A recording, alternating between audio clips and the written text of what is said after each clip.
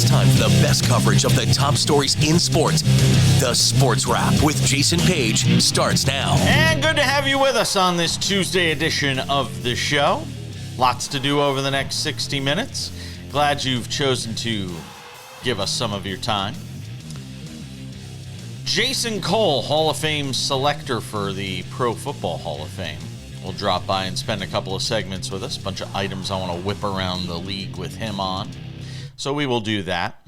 Also, I am going to try and sell Sam again on ABS. I'm going to make it my mission between now and the start of the season to make him see just how special ABS is, the automatic ball strike system for Major League Baseball. So we will get into some of that. A very thorny subject in the NCAA and the state of Texas suing the NCAA. You'll want to hear why coming up a little later on in the program. Some NFL tush push talk as well, but we start things out in the NBA. Sam Yarnell's favorite sport. He is here to hang out with us to start the program today. I just got some random thoughts I want to whip around. Three things I want to go through. The first one, I was sitting here looking at the NBA standings and sort of looking at where we are and taking stock in where we are here, 56, 57 games into the season, 58 games depending on the team we're talking about. And we saw the Kings trade De'Aaron Fox to San Antonio and send him back into the Spurs to create this Wemby Fox duo that we'll see for years to come. Obviously not for the rest of this season, but obviously for years to come. And I look at where Sacramento is right now, and they're just a game behind Golden State for the 9th spot, in 10th in the West. And I know it's weird to start a show with the Sacramento Kings, but I had this thought and I had to flush it out today. You know what? I figured out today what the Sacramento Kings are, and I don't mean this in a disrespectful way to either the Kings or what I'm about to compare them to. But you ever have like a hankering for like fast food? You're sitting there. I know you, Sam. I know you can pound them down with the best of them. And you're sitting there and you're like, man, I want like a McDonald's quarter pounder today, or a Big Mac. And you go to McDonald's and you drive there and you're like, I'm going to go through the drive-thru, and the line's like 12 cars long because you went at the wrong time of the day. And you're just like, I don't want to deal with this. It's 12 cars. I'm not sitting here for a half hour waiting for a double quarter pounder. And you look across the street and there's that sad Burger King that's in your neighborhood. I love Burger King, but it's no McDonald's. It's no Wendy's. But you're looking across the street and there's Burger King. And Burger King's got like 2 cars in the drive-thru. And you're like, you know what? I really want a double quarter pounder today, or I want the Big Mac, but a Whopper will do. That's what the Sacramento Kings are. They're the Whopper. They're Burger King.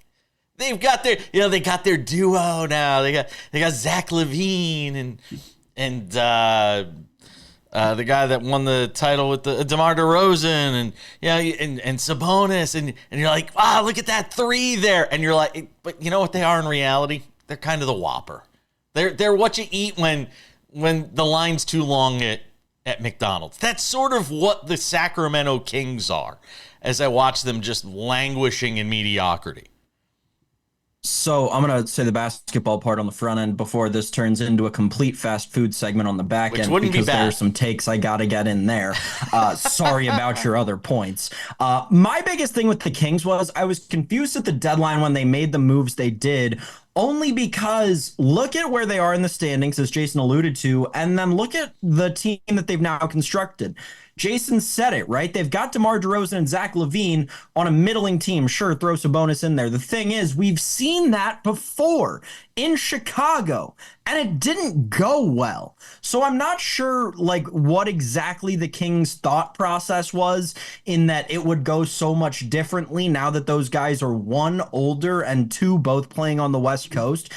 Maybe there was something there. I certainly never saw it. Now, obviously, Burger King, no offense, and if they want to come on and we can do Burger King picks, that would be great. But right now, they're not a sponsor, so I'm comfortable saying worst fast food chain out there. You didn't even happen to mention the best national fast food chain. Again, no free ads, but it's clearly Taco Bell. Taco Bell, far and away the best. However, you being out there in Las Vegas, having access to some of the best fast food on the planet, between what do you have out there? You've got In-N-Out, you've got Del Taco, you've got Steak and Shake. My gosh, is there Culver's in Las Vegas? Because I haven't seen Culver's. If there's Culver's in Las Vegas, I might have to move there. I haven't seen Culver's. You know what it almost is? I'm actually holding in my hand the Sacramento Kings. I went to Costco last night.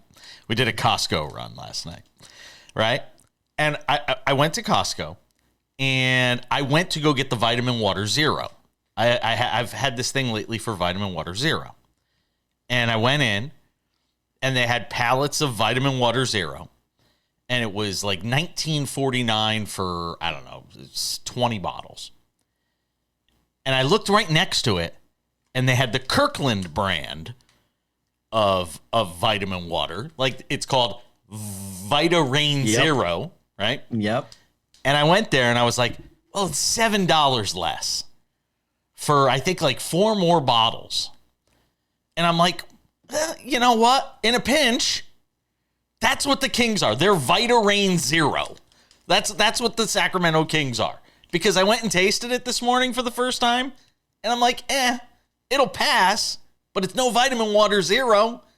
That's sort of what the Kings are right now. They're the Vita Rain Zero. That's what they are. And next segment, we'll tell you what soda your favorite NFL team is.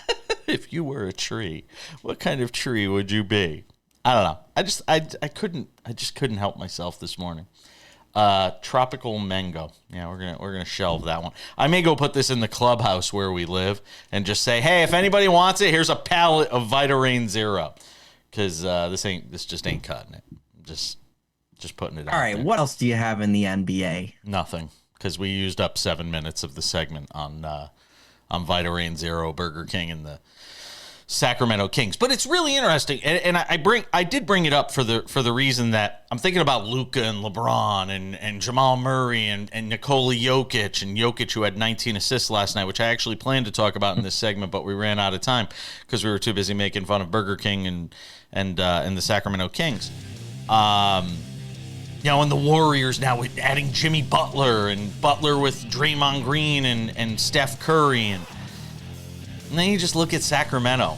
And you talk about the Kings, Kings, Lakers, Warriors, all in the same state. And Sacramento just feels like kind of it's Burger King. They're like the Clippers. I mean, the Clippers. It's like Jack in the Box. In a pinch, it'll do. We're coming back.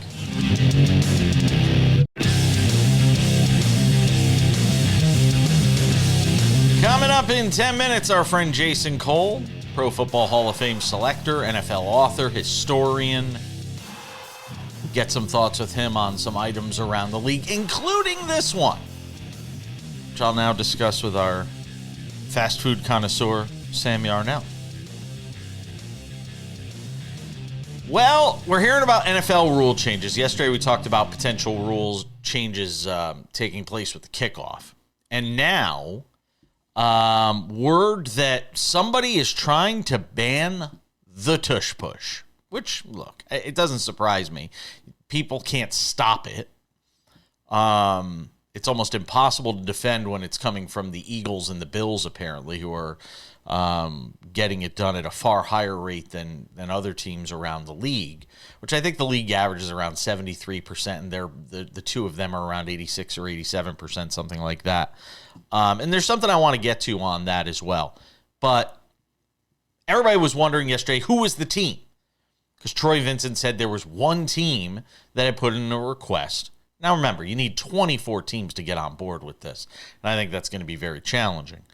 But who was the one team? Well, as it turns out, CBS Sports is reporting that team is the Green Bay Packers. Now, we'll get to them in a second. But if we're talking about a player safety issue in this league, and we try to stop leverage on kicks. We try to stop these different things that are potentially harmful to players. We've got, all this concussion protocol and talks about the slide and all these different things we're trying to do to protect players. Late hits around the legs.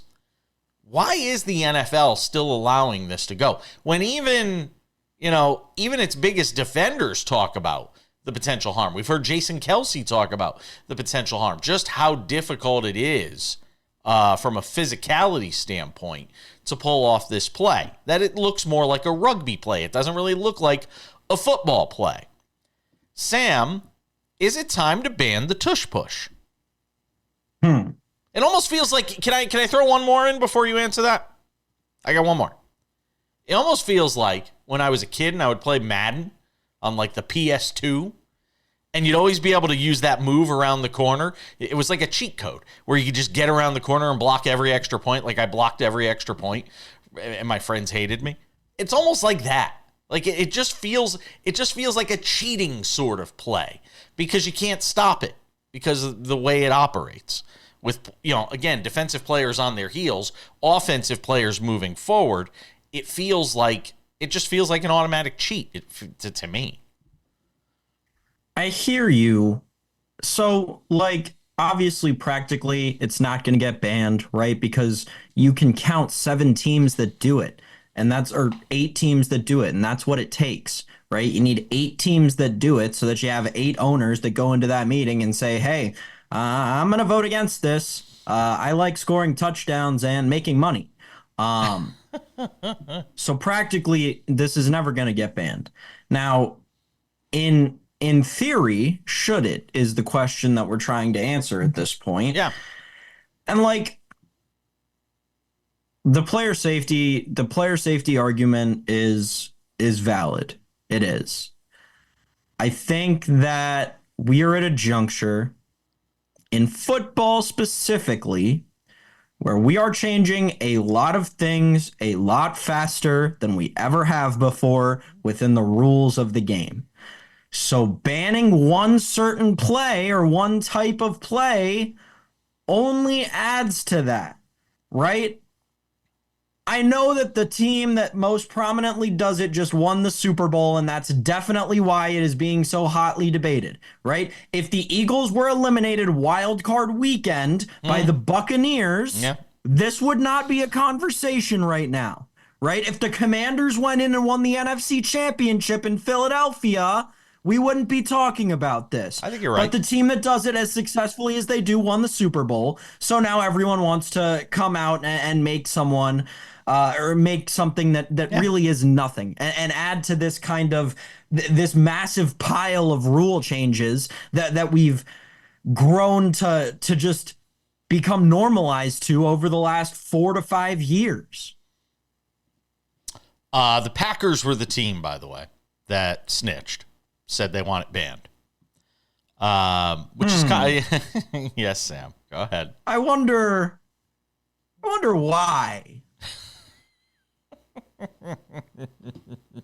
Oh, God. Poor Jordan Love. It isn't bad enough for Jordan Love right now. I feel worse for the right guard. Look at what he does. He just falls on him.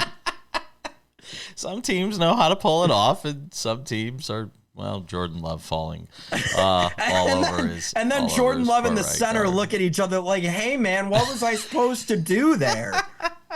I don't know, maybe don't jump on the back of your right guard. I got a quick point I want to make on the Bills on this, and we'll do that in just a moment after a word from our friends at Credit Associates. Are you $10,000 or more in credit card debt in over your head trying to make monthly payments? Well, there's a powerful debt relief program the credit card companies don't want you to know about. Overcome the debt trap of multiple credit cards, high payments, and high interest rates that keep you in debt for decades. Who wants that?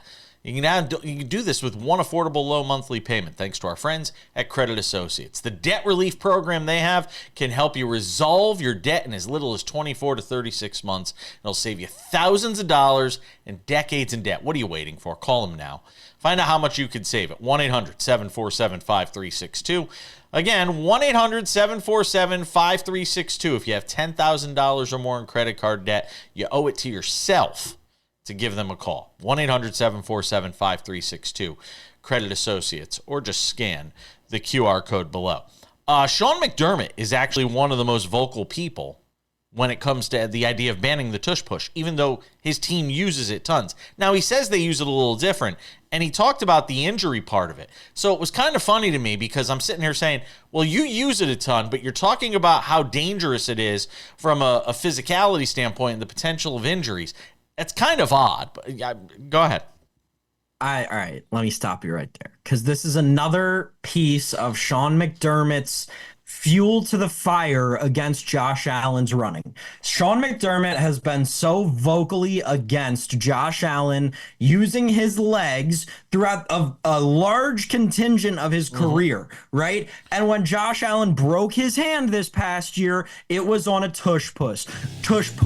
So Sean McDermott is just a little bit sour, and this is how he's taking it out. On his own team, which is really good at the tush push. It's kind of funny. We'll see what happens with it. I doubt they'll be able to get 24 teams on board. I also want to see what Jason Cole has to say about it. All things NFL coming up with him. Sam will join us later in the show for odds and ends. Lots more to do on this Tuesday edition of Sports Wrap.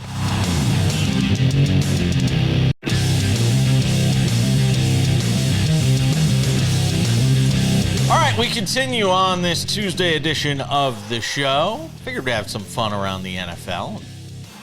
When I think fun, I think of this guy, Jason Cole. Jason Cole, Hall of Fame selector, author. Shut Up, Your Kid Is Not That Great. With an introduction from Tom Brady Sr. In it.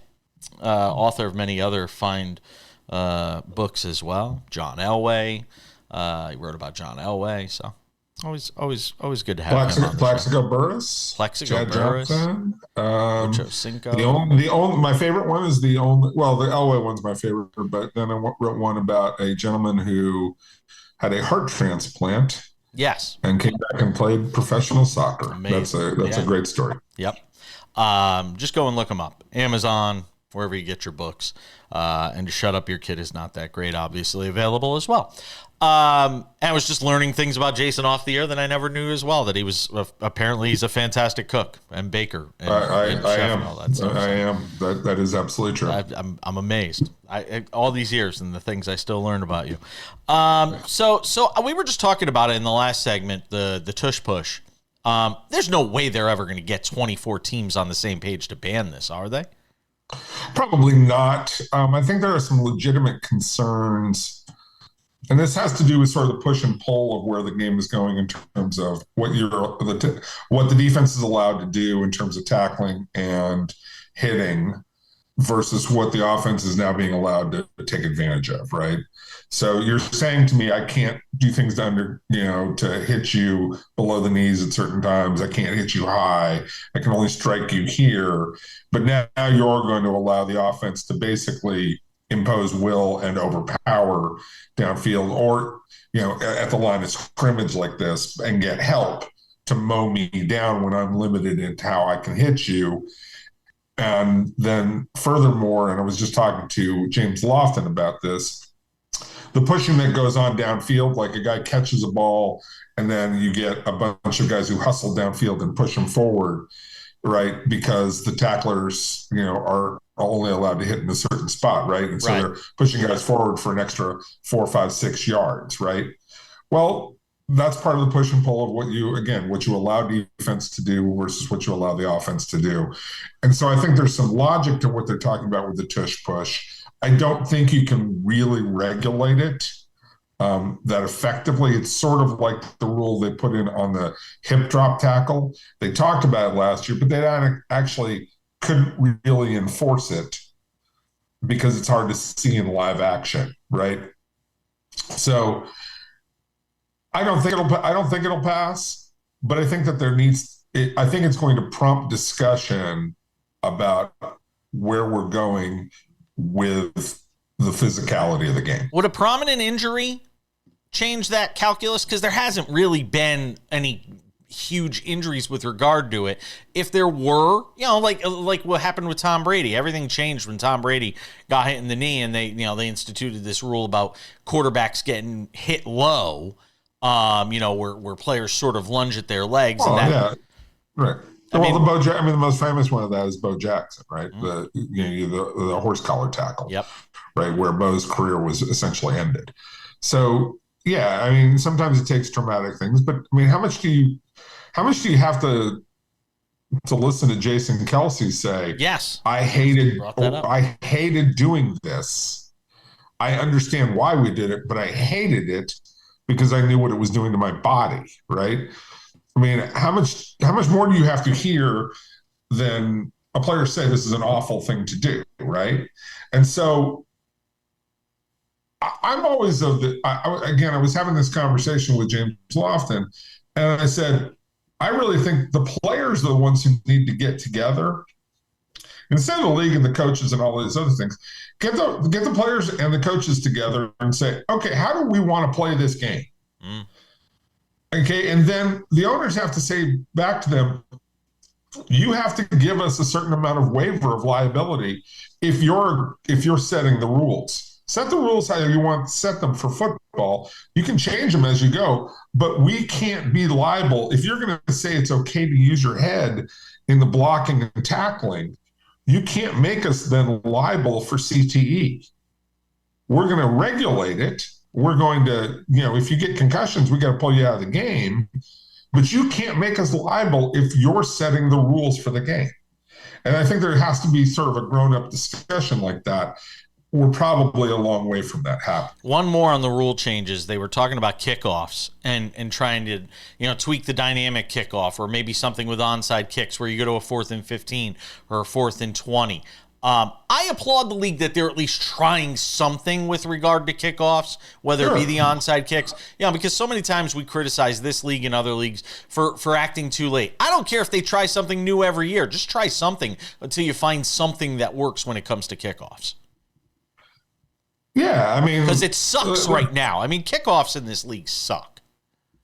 But I think there were more returns this year than there were in previous years. Yeah. I mean, it's a manipulated thing and it's boring, and I get it. It's taken some of the excitement out of the game. But kickers had already taken excitement out of the kickoff already, right? Because kickers are so good now. Then back them up. Back them up to the 20. Have them kick off from the 20. It's possible, but what you're really trying to avoid, and I agree with this, because it's scary for some of those dudes, is you get a guy running full speed from 40, 50 yards, and he's running headlong into a guy who's maybe, setting up to block. Like, that's not really healthy for either guy, and for really a minimal payoff. Right? A minimal payoff in terms of the impact that you have on a game. I know the play is exciting when it's executed, but it's super dangerous. How about on the onside kick real quick here with a minute left in this segment? I just think that, anything you can do to increase the onside kick or increase the variability or allow it to happen during a regular game.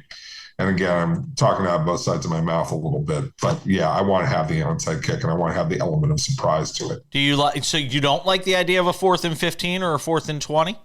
No, I like that too. I like that as a possibility.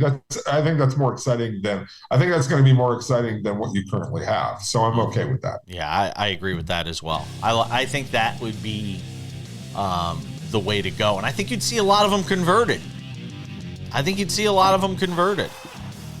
If you see some pass interferences, I'll say that, and there'd be a lot of controversy about that. That's true as well. So you want your combine question? You want to get that? Yeah, I'm gonna hold you. We're gonna get to the combine. I want to ask you about the combine. We'll do that with Jason Cole, who's hanging out with us on SportsWrap. Don't go anywhere.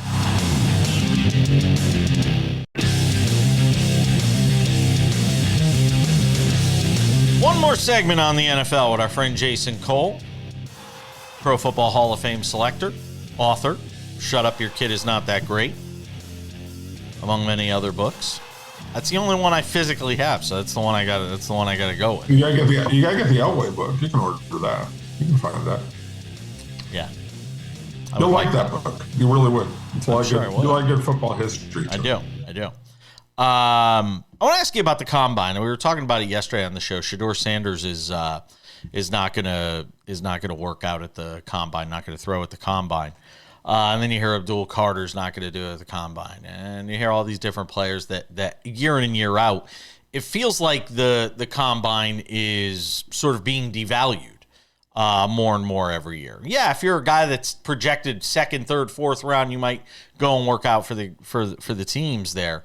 But how much over the years from when, for how long you've been covering the league, where the scouting combine was to what it is turned into now?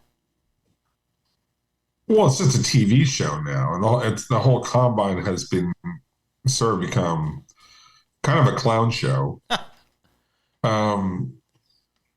where it's lost its intended purpose, and even the people in the league don't like to go anymore because it's not like you get a lot of coaches who are like, look, I can be much more effective watching this on tape. Watching interviews on tape and not going and not having to be bothered by fans, right? It's become a fan fest for a lot of people, which, again, takes away from the value proposition of working on football. And the seriousness of it. I mean, because this is serious business. It's business. And so, yeah, they've devalued it. It's, that's happened at the combine. It's happened at the Senior Bowl. It's happened at a lot of events where you're just trying to turn it into a money-making operation. And so to get back to your original question, however, look, I don't understand why a lot of guys work out. To begin with, I understand if you're outside the first round, of course, you're trying to jockey for position and you're trying to prove that you're a better athlete or that your injuries don't make that much of a difference. I think that, unfortunately, the guys who don't work out well, it exposes them a lot, and it exposes them now on TV, and they don't want to be exposed that way. So if you're a really good football player and you have a great resume that you've proven from college, okay, look at my tape. You can judge me. John Elway did not work out at the combine. He didn't even go to the combine way back when because he had a knee injury. He didn't want the teams to see the knee injury and get a full test on it. He's like, no, I'm not going to do that. So this has been going on for a long time where guys don't participate. And if you're a great football player, you shouldn't have to participate. You shouldn't need this. But there are some guys that inevitably say, hey, look, I can run really, really fast. And if I can do that at the combine, I'm John Ross, and I can run a 4.2 40, that's going to get me drafted in the first round. I'm going to make millions of dollars because of that. I'm running all day. Mike Mamula famously, ran a 4.4 as a linebacker coming out of, Boston College, I think. Yeah. All of a sudden, he was I think the number 9 pick in the draft, something like that, by the Eagles. Made himself a lot of money that way. So I understand why you work out, and I really understand why you don't. But the biggest thing to me is I don't want to be on tape making a fool of myself a lot of time and degrading my value if I'm a player, because the people who are watching this don't really understand that the 40-yard dash has nothing to do with whether I'm a good football player. But it's really interesting because we were talking about it yesterday. Shedeur Sanders throughout the whole year was highly touted as, he's going to be the number 1 pick in the draft. And then all of a sudden the season ended and everybody took a breath and stepped back, started watching tape on him and said, well, maybe he's not as good as all the hype that went on throughout the season. And I kind of compared it yesterday on the show to why we have cooling off periods before we vote for the Hall of Fame, because when you cool off and you take a step back and you take a deeper dive or a deeper look at something, sometimes your opinion changes. And it feels like that's what's happened with Shedeur Sanders. Well, there's also, there's the natural hype that goes with television. Okay. Yeah. And you're trying to sell a game, right?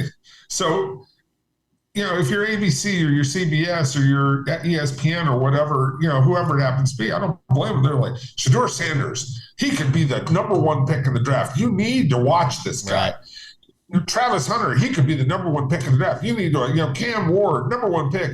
The running back from Boise State. Yeah. You need to watch. This is potential number one pick. So we automatically selling these kids from the beginning and overhyping them and blowing them up. And then, yes, the professional people come in, but the professional people have been doing this since the beginning of the year. If you talk to the scouts, because if you talk to the scouts about Shedeur Sanders all the way along, they're like, he's probably second round pick talent. And when it comes to quarterbacks, he's going to go in the first, could go number one overall. Like this is the learned people have been out there. But we don't listen to the learned people in the middle of the college football season because we're just getting hyped for it. And that's okay. This is just the natural progression of things. Real quick before I let you go, Travis Hunter. Do you envision a pitch count for him, a snap count for him, or can he legitimately play as much on both sides of the ball as some have considered? Not an NFL season. I agree. I'm playing 17, 18 games. Jason Cole does a great job on the NFL. Check out his book, Shut Up, Your Kid Is Not That Great, in addition to his many other books. Always appreciate you, my friend. Be well. We'll talk soon. Absolutely. Thank you. We're coming back.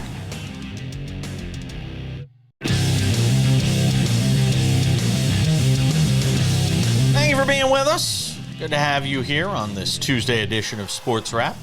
Again, a reminder, tomorrow, Kurt Heelan drops by, Pro Basketball Talk at NBCSports.com. Always fun to hang out with him. My man Vladimir Louisant will be with us on the show. He's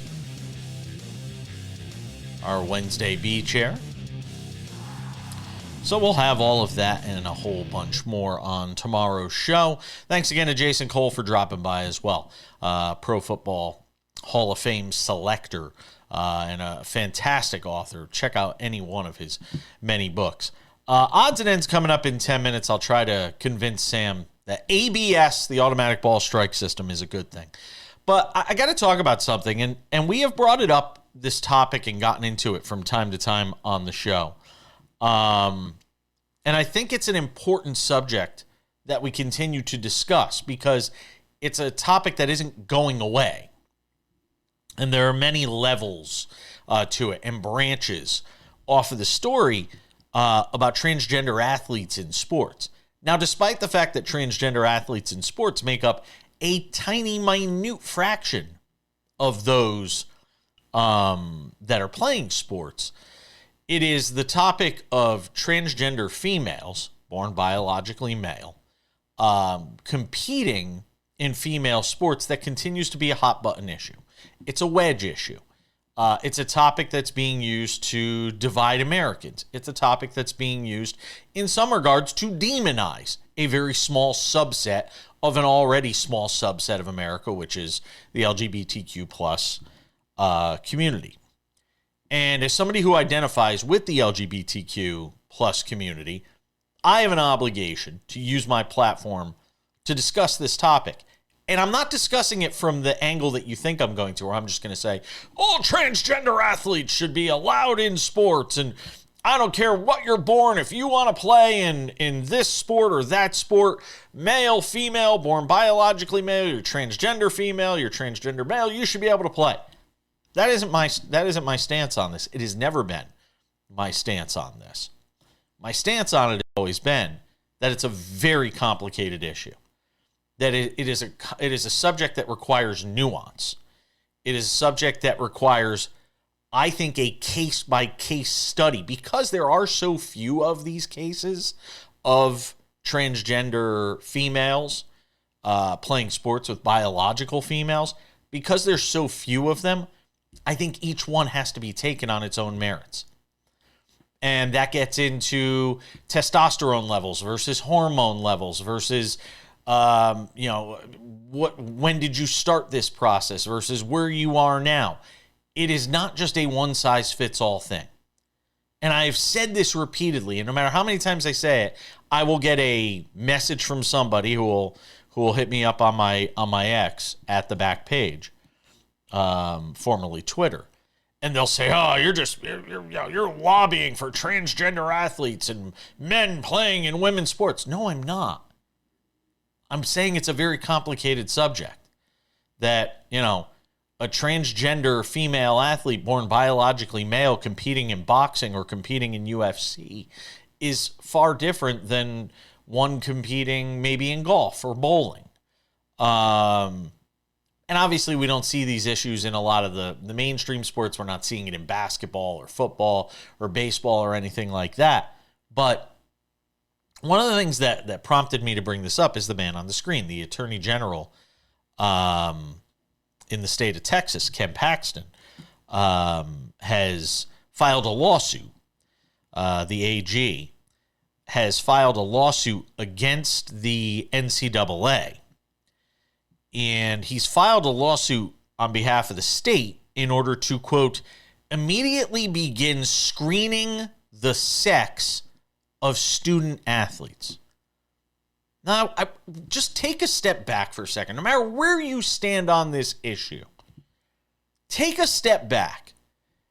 Because what he's really saying is we want to screen all female athletes. Because you don't hear about people complaining about females, born female athletes who transition and become transgender males, transition to become transgender males. You don't hear about anybody saying, well, we need to ban transgender males from, cis male sports. No, because nobody feels threatened by it. But there is the threat, the perceived threat of female, born male athletes who transition to become female playing in women's sports, typical, your everyday women's sports. And when I see Ken Paxton say that he wants gender screening for female athletes, I think of just how mentally damaging, how psychologically imposing that sort of request is. And forget that we're already in a time where there's enough,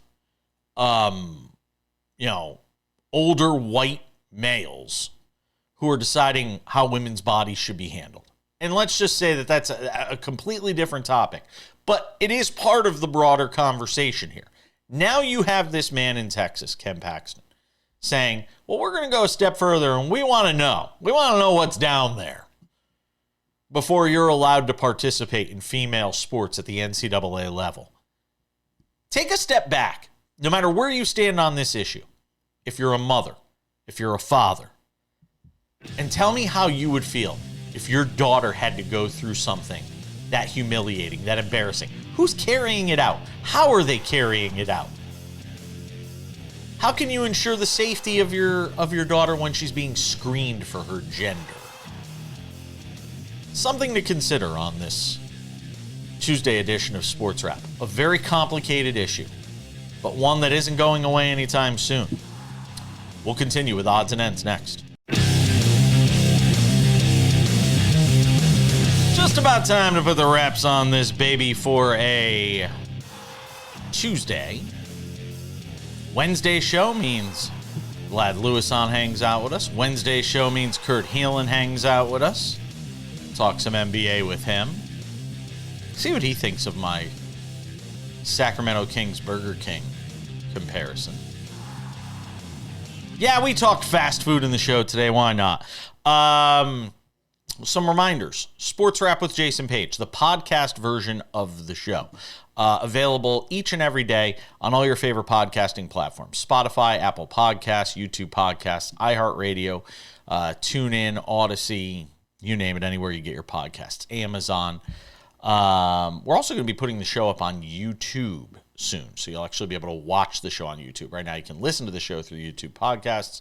We will soon be making the show available through YouTube on the video side as well. Did you know YouTube right now is the biggest thing in television, like regular YouTube? It's kind of weird. But YouTube itself, more people now watch YouTube on television than they do on any other platform, phone, app, all that stuff. Anyway, just a random thing I thought I'd throw out there. Without any further delay, ladies and gentlemen, it's time for some odds and ends. Sam Yarnell, presented by our friends at Credit Associates. Are you $10,000 or more in credit card debt in over your head trying to make monthly payments? There's a powerful debt relief program the credit card companies don't want you to know about. Overcome the debt trap of multiple credit cards, high payments, and high interest rates that keep you in debt for decades, and you can do it with one affordable low monthly payment. It is half-February in this February. Credit Associates debt relief program can help you resolve your debt in as little as 24 to 36 months. That's going to save you thousands of dollars and decades in debt. Find out how much you can save right now. Call 1-800-747-5362. That's 1-800-747-5362, or just scan the QR code below. Sam Yarnell, can I interest you in ABS? I asked you this yesterday and you said no. And then I saw video, more video, compelling video of a game yesterday. I think it was like 14-1 in the ninth inning. And umpire made a called third strike, and it wasn't a called third strike. And the batter walked. And the pitcher came out. The umpire thought it was strike three. Review didn't go the umpire's way. And then the manager walks out and says, "I'm going to do a pitching change in the ninth inning with 2 outs in a 14-1 game." Good. And that umpire had to sit there for 8 minutes while they made a pitching change. But it got me to thinking, as much as you may not like it, a called third strike to end the game in a tight spot, bases loaded, 2 outs, 3-2 pitch. I mean, how many times do we see this stuff? Don't you want the call to be right at the end of the day? In those situations where it's just so important. It's like in the NBA. We have video review with, we used to have the automatic review under 2 minutes, or the NFL has automatic review under 2 minutes. Shouldn't there be spots, even if you don't like ABS, shouldn't there be spots where it should be used? All right, so let me walk you through the other side of this, right? Say I'm a career AAA baseball player. Maybe, I'll sneak a spot on the 40-man this year. Be up and down. It's the last inning of this 14-1 game. Arbitrary numbers here. We'll say it started at noon. I got to work at, 7:30, 8 o'clock this morning to do my, pregame work, get all my lifts in, all that stuff before the game. Sure. I've been at work since, 7:30, 8 o'clock in the morning. It's game started at noon. We'll call it 2:20 now. We're in Florida because it's spring training, or even Arizona. It's nice outside, and I got to go back up north in a couple of months to be back home in, 45, 50-degree weather. I'm going to take advantage of the golf courses. Jason Page is a golfer. You can see the golf clubs right behind him. This guy knows what I'm talking about. So me as this AAA ball player, I'm going to make a tee time, and hey, I want to get out of work and I want to go straight to the course. I'm going to make that tee time for 3:15. We'll be conservative here. Game's not going to take more than 2 hours and 45 minutes. Give me a half hour to get to the course. Bada bing, bada boom. All right, strike three's called. Game's 14-1. I don't want to waste my time out here in left field anymore. Let me start jogging my way in. Whoa, he's tapping his head. What is this guy doing? Tapping his head. Oh my goodness, it's a ball. Now there's a pitching change. Now I'm not going to be out of here till 3:15. I'm going to be late for my tee time. I'll have to call the pro shop. The starter's going to be annoying because the starter's always annoying when you show up late. You have single-handedly ruined this guy's day in one of the only good months of the year that he has, when he can leave work and walk onto the golf course. So thank you, ABS. This is what you're doing to people. Wow. Took you a long time to land the plane, but you did. You got it there. You got it there just in the nick of time. So another day passes. We haven't gotten Sam on board yet. Last but not least, you ever wonder how big NBA players are? This is Shohei Ohtani, who is 6'4". Obviously one of the biggest stars in all of sports. Standing next to a star, well, a guy who used to be a pretty good college basketball player. And a guy that is 7'6". Just thought it would be interesting to see what Shohei Ohtani looks like standing next to somebody who's 7'4", former UC Irvine player Mamadou Ndiaye, 7'6". That's a combined height of 13'10" for those of you keeping track at home. 7'6". I once stood next to Hashim Thabit inside an elevator. He was like 7'6" or 7'4". Can't appreciate how big these guys are. That does it for us today. We'll see you tomorrow.